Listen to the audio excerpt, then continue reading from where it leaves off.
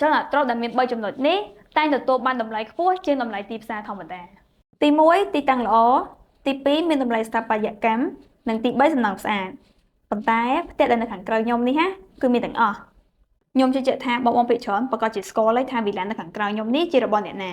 នេះជាអតីតលំនៅឋានឯកជនរបស់លោកតាវ៉ាន់ម៉ូលីវ៉ាន់បិតាស្ថាបនិកស្ថាបត្យកម្មខ្មែរសម័យទំនើបដែលឥឡូវហ្នឹងបានប្រែក្លាយទៅជាហាងកាហ្វេមួយក្រោមគម្រោង The Van Molivan Project The Project Dream របស់ប្រៅនេះឯងដែលឥឡូវកំពុងផ្ទុះការគ្រប់គ្រងខ្លាំងមែនទែនពីសំណាក់ភ្ញៀវជាតិនិងអន្តរជាតិជាពិសេសអ្នកដែលស្រឡាញ់ខាងវិស័យស្ថាបត្យកម្មនិងអចលនទ្រព្យតែម្ដងវីឡាដ៏ប្រណិតរបស់លោកតាធ្លាប់ត្រូវបានដាក់លក់នៅក្នុងតម្លៃខ្ទង់ប្រហែលជាង7លានដុល្លារអាមេរិកក្នុងចន្លោះឆ្នាំ2020ទៅ2023ដែលស្ថិតនៅលើបណ្ដាមហាវិថីម៉ាសេតុងដែលមានទំហំដី924ម៉ែត្រការ៉េនិងទំហំផ្ទះ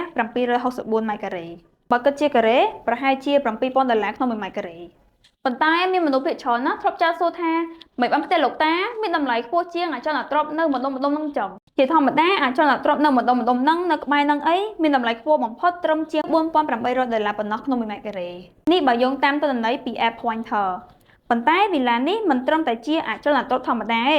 ដោយសារវីឡានេះមានតម្លៃមួយដែលលើសពីអចលនទ្រព្យផ្សេងទៀតនៅក្នុងតំបន់នោះគឺតម្លៃស្ថាបត្យកម្មហើយក៏ជាស្នាដៃរបស់លោកតាផ្ទាល់ទៀតផងធ្វើឲ្យផ្ទះមួយនេះទទួលបានការឲ្យតម្លៃខ្ពស់ពីអ្នកដែលស្រឡាញ់ស្ថាបត្យកម្មនិងស្នាដៃលោកតាពិតប្រាកដក្រៅពីតម្លៃស្ថាបត្យកម្មយើងក៏អាចមើលឃើញពីតម្លៃនៃស្នាដៃរបស់លោកតាតម្លៃនៃវប្បធម៌និងតម្លៃប្រវត្តិសាស្ត្រដែលលោកបានរក្សាទុកឲ្យកូនចៅជំនាន់ក្រោយបានឃើញបានស្គាល់យល់ដឹងពីស្ថាបត្យកម្មក៏ដូចស្នាដៃរបស់លោកតាជាច្រើនទៀតផងដែរការដែលយើងបានឈានចូលទៅក្នុងផ្ទះវីឡាមួយនេះធ្វើឲ្យយើងមានអារម្មណ៍ថាកក់ក្ដៅមែនទែនប្រៀបដូចយើងបាននៅផ្ទះជុំជាមួយគាត់នៅក្រោមដំបូលតែមួយអញ្ចឹង